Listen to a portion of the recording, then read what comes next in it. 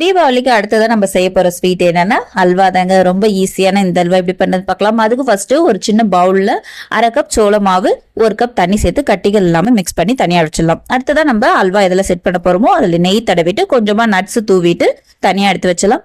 அடுத்ததா ஸ்டவ்ல ஒரு பேன் வச்சுட்டு 1 கப் சக்கரை, 2 கப் தண்ணி, கொஞ்சமா ஃபுட் கலர் சேர்த்து இது நல்லா கொதிக்கட்டும். கொதி வந்ததுக்கு அப்புறம் நம்ம மிக்ஸ் பண்ணி வச்சிருக்க கார்ன்ஃபிளவர் இருக்கு இல்லையா, அது ஒரு தடவை கலந்து கொடுத்துட்டு இது கூட சேர்த்துக்கலாம்.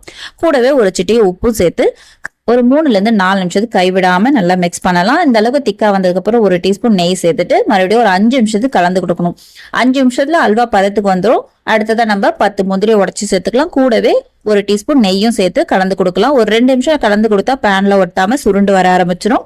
அப்போ ஏலக்காய் தூள் சேர்த்துட்டு நம்ம ஸ்டவ் ஆஃப் பண்ணிடலாம். ஸ்டவ் ஆஃப் பண்ணதுக்கு அப்புறமா நம்ம அல்வா செட் பண்றதுக்கு பாத்திரம் வச்சுக்கோம் இல்லையா, அதுல சேர்த்துட்டு நல்லா ஆறுனதுக்கு அப்புறமா தேவையான சைஸ்ல நம்ம கட் பண்ணி எடுத்து வச்சுக்கலாம். சூப்பரான தீபாவளிக்கு அல்வா ரெடி.